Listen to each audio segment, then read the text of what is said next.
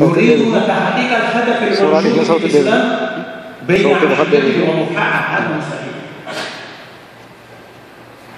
وأنتم تعرفون لم يحقق المراد لرسول الله صلى الله عليه وسلم إلا بعد 13 سنة يمتحنه عليه الصلاة والسلام، يواجهه كل عقبات، كل استهزاء، كل شتيمة، ومع ذلك يصبر الرسول والرب يقول اصبر يا محمد.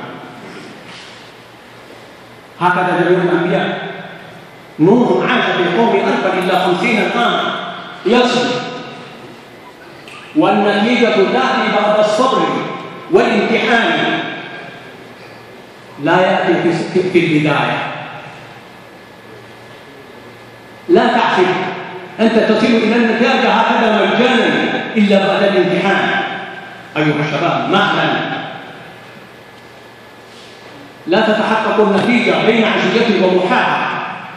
الشباب باسم كون شبابا يريد أن يصل في يوم واحد إلى النتيجة. وكيف أنت يحصل لك ولم يقع هذا للأنبياء والصالحين، وقد وقع عليهم ما وقع كما تعرف التاريخ.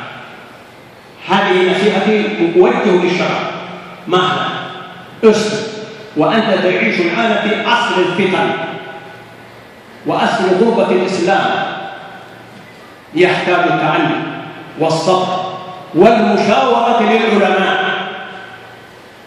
المشاورة مع العلماء،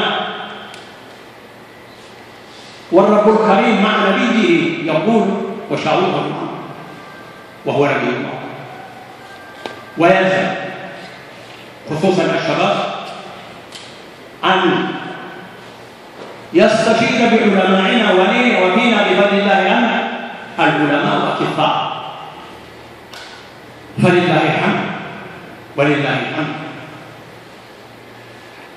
استشر كيف المنهج وكيف العمل وكيف ننجو من الفتن وكيف ننجو من هذا الذي يقولون هنا لا تستعجل على نهجك. والسلام عليكم ورحمة الله وبركاته.